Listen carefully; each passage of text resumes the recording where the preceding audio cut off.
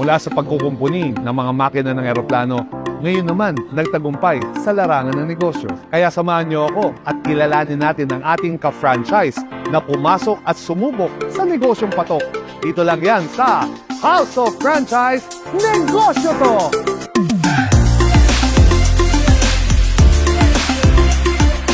Ay, ang sarap talaga ng siomai, King. Para sa akin, ito ang totoong hari ng siomai.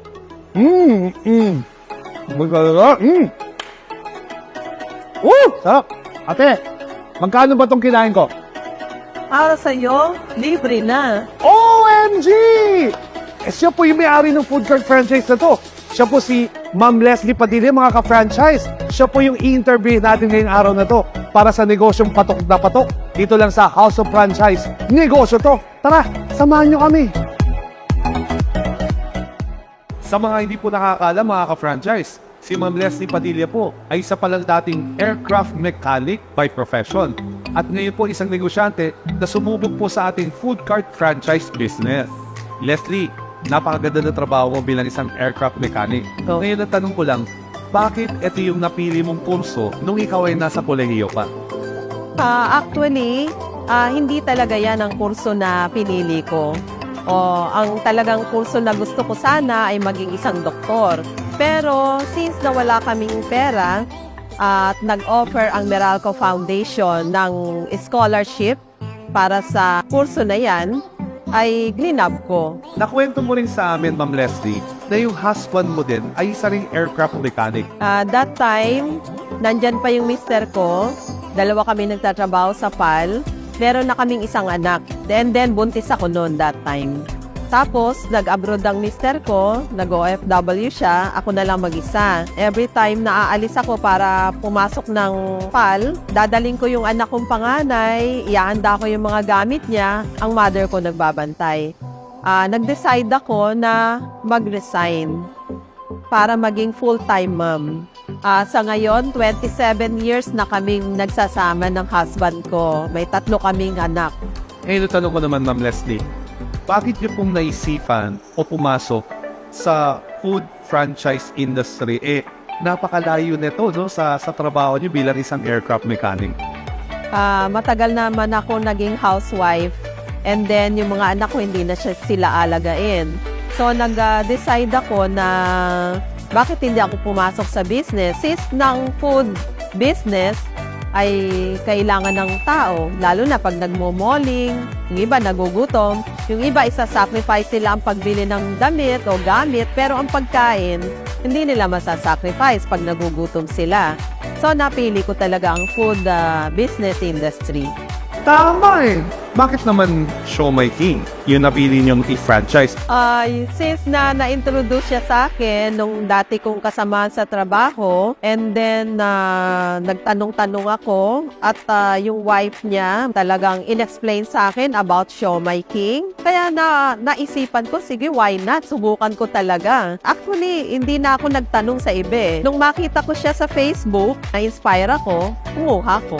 Yung mister ko kasi talaga good provider yan eh. Nung time ng pandemic, although hindi siya nawala ng trabaho, binawasan yung kanilang salary. That's the time na napasok ko talaga ang Siomai King. Nung mag-open pala ako ng Siomai King, pandemic time, dito sa Vista Mall. So far, sa pagpasok ko sa Siomai King, masasabi ko na natulungan ko talaga ang husband ko. At na-provide namin yung financial problem ng family namin. Nung panahon kasi na nagde-deliver dito, humingi ako ng tulong sa mga kapatid ko na may asawa na din. So, naging parang siya yung kasama kong nagde-deliver. At the same time, natutulungan ko din siya. And then, itong sister ko na galing ng Hong Kong, total, mag-o-open ng Siomai King. Pwede kitang gawing crew. So, nakapag-crew siya. And then, pinagsusupervise ko siya. Siya yung namamahala din doon sa iba naming branch. At yung mga pamangking ko, 2 sa pamangking ko ang nakapag-crew ng Siomai King. Nakakabilib naman! Gaano naman kayo katagal bilang isang franchisee? So far, magti 3 years na akong franchisee. ng Siomai King. Meron pa ako, actually 3 na sila. Yung isa ko nasa Balagtas Town Center, and then yung isa ay nasa SM Pulilan Terminal Booth. Wow! Usapang kita naman tayo, Ma'am Leslie. Magkano yung pinakamalaking kita sa loob ng isang araw at magkano naman ito sa loob ng isang buwan? Normal days namin, nagre-range naman kami na 7 to 9. Yung range namin per month, kung dito lang sa Vista Mall ang pag-uusapan, ay nasa 170 to 270, almost 300. Sheesh! Ano naman sa tingin nyo naging bestseller dito sa ating food cart franchise brand na Siomai King based sa mga customers nila? Pagdating dyan, ang bestseller namin ay ang Japanese, Hong Kong. Pero mabili din ang chicken at saka ang Shanghai. Lahat naman masarap eh. Yung iba nga, titikman lang. Pag natikman nila, ay, pa-order pa nga. And then may take-out pa sila. Ganun. Yan ang totoo. Ma'am Leslie, ano naman sa tingin mo ang pinaka-dahilan or sikreto para maging successful dito sa ating food cart franchise business? Para sa akin, bago ka mag-enter sa isang business or sa isang food business, kailangan pag-isipan mo rin talaga eh. Gusto mo ba yung gagawin mo? In the first place, nandun ba yung passion mo? Nandun ba yung interest mo? Pero of course, hindi naman sapat lang ang interest or ang passion. Kailangan you have to work for it.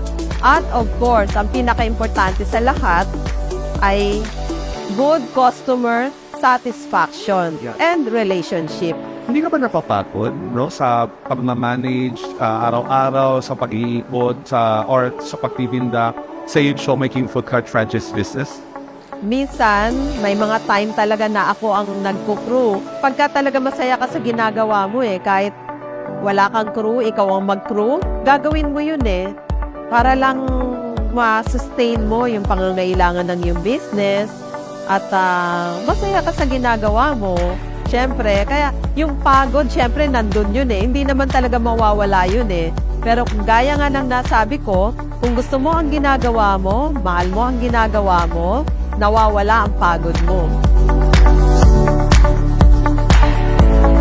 Sa nakaka-inspire na kwentong narinig nyo mula sa ating ka-franchise na si Leslie Padilla, sipag, tiyaga at tiwala sa sarili ang naging sikreto para maging successful sa ating franchise negosyo. Samahan pa natin ng isa pang sikat na franchise brand kagaya ni Siomai King na almost 20 years na po dito sa ating franchise industry.